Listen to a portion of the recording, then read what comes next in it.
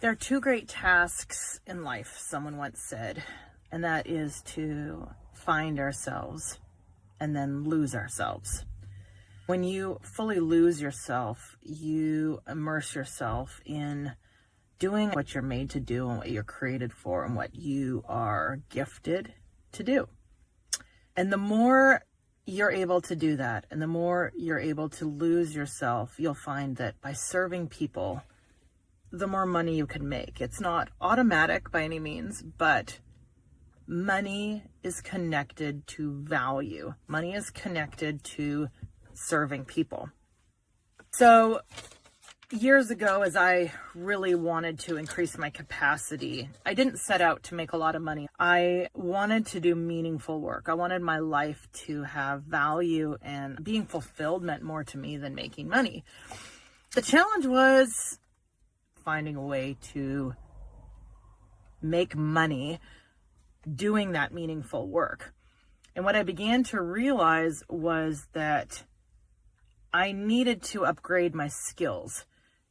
As I upgraded my skills and capacity to offer more and serve people at a higher level, there was a greater financial reward. For example, some of my first jobs out of high school and after traveling, I ended up doing some interning type of work where I got my feet wet in the outdoor industry, and I was really excited to do that work. I got paid beans, room and board, and so I for me, the value in doing the work was that I was getting incredible value in being trained. But the fact was, I only made $30 a day.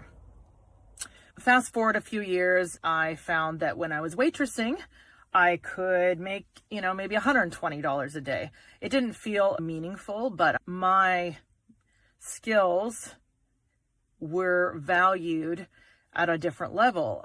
Years after that, I decided to launch into business and entrepreneurship. The first business that I actually succeeded at after a number of failures was a window cleaning business.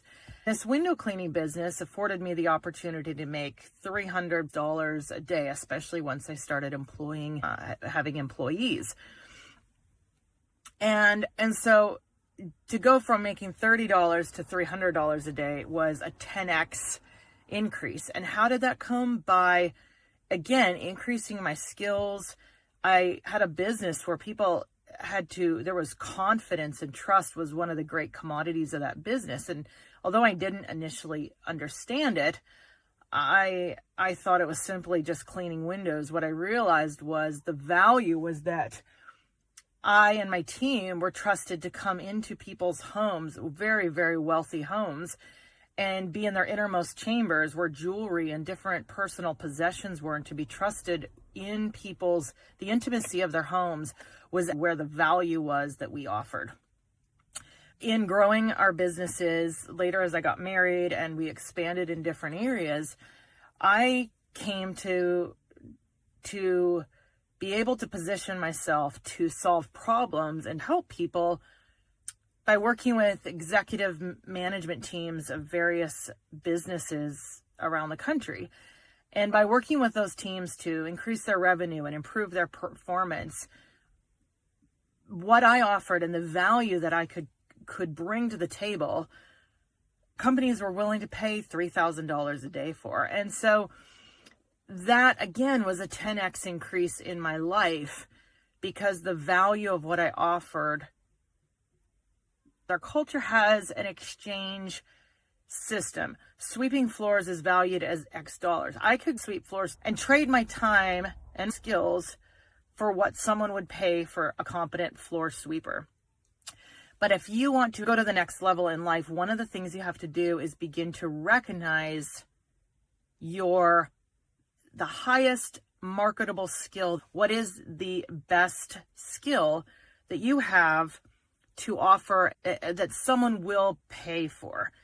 I've helped many people figure out those skills, and I had to do that in my own life. And that's how we got to that place. One of the ways I realized that I could increase my capacity was not looking to find a job, but actually to create a business to sell those skills and the gifts and the talent, so to speak, that I had, or my husband and I have, in the marketplace, and thereby increasing our value. The key takeaway is that money is an exchange system.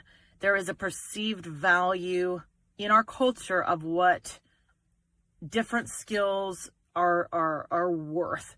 It might not be accurate. For example, people caring for children often are paid the least in our culture, and yet those are some of the most vital and important positions. And that's why every chance I get, I try to encourage stay-at-home moms. I'm a stay-at-home mom. We do homeschool, we do business, but being a stay-at-home mom is not what it looked like growing up in my world. We travel more than almost anyone we know.